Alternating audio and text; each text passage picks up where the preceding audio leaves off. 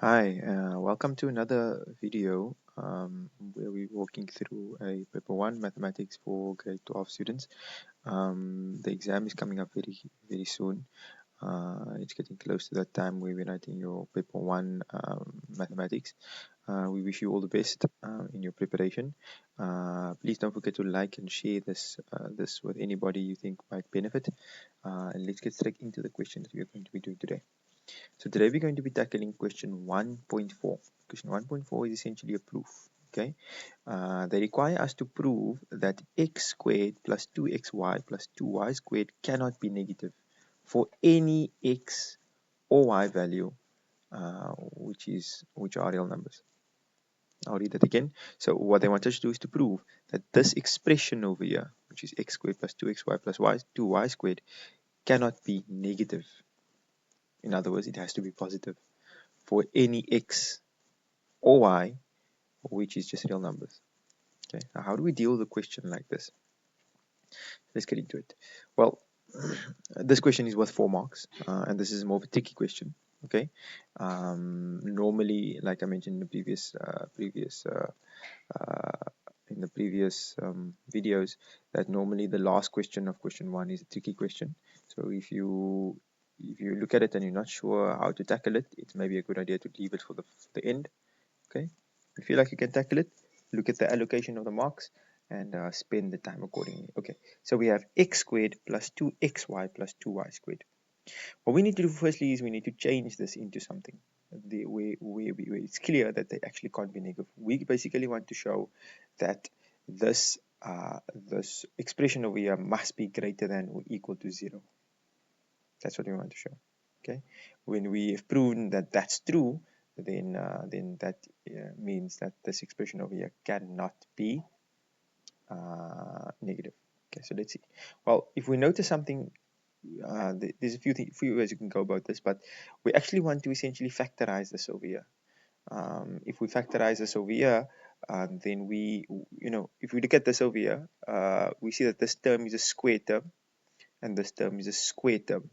Well, not the whole term, but just the x value itself is squared, and here the y value itself is squared. So that means that whatever x and y, whatever x value and y value comes for these specific terms, they will always be positive because they are squared. We're not so sure about the middle term over here, so we actually want to get rid of this middle term over here, or at least write this middle term in such a way that it's included in a squared bracket. If we have it included in a squared, then that would mean that x and y must also be positive. So how can we change these values over here, or how can we change this expression? Well, not change. How can we rewrite this expression in a different way?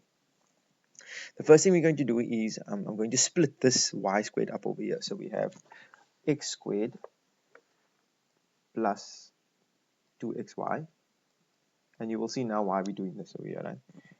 Plus y squared plus y squared.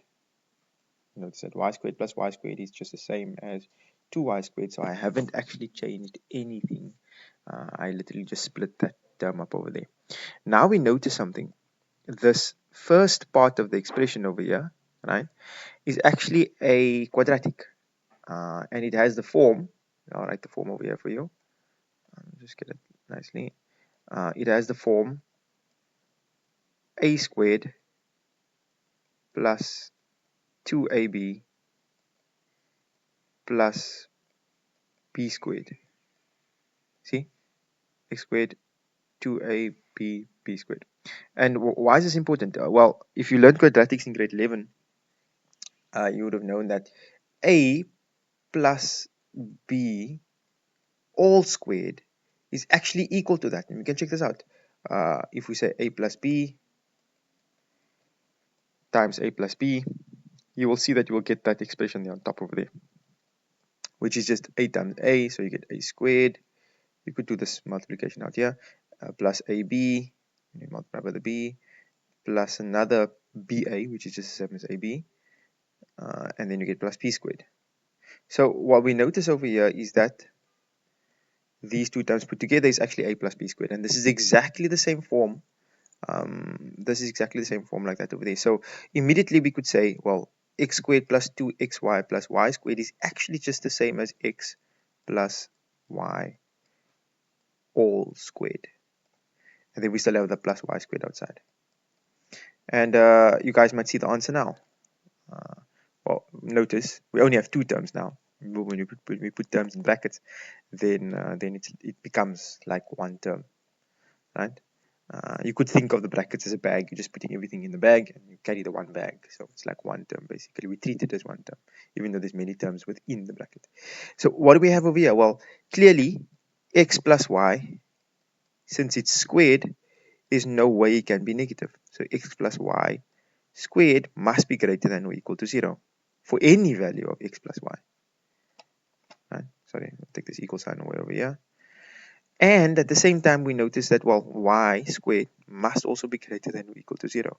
Therefore, if I add any x and y and I square it, it's going to give me a positive term. And if I add to it a y squared, it's going to give me a positive term. Therefore, we could say, therefore, this entire term, which is just that expression over there rewritten, this entire term over here, remember this is not actually part of it, this is just what we need to show. So that means that x plus y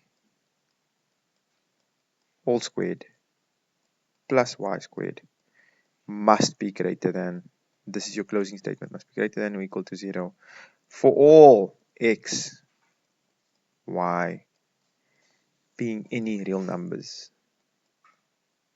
How would we read this? X, y is element of the set of real numbers over here. And that's a solution.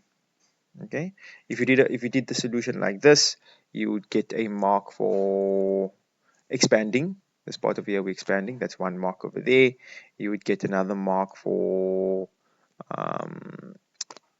factorizing that quadratic. You would get another mark for stating that part must be positive and that part must be positive, and you get another mark for writing down the answer.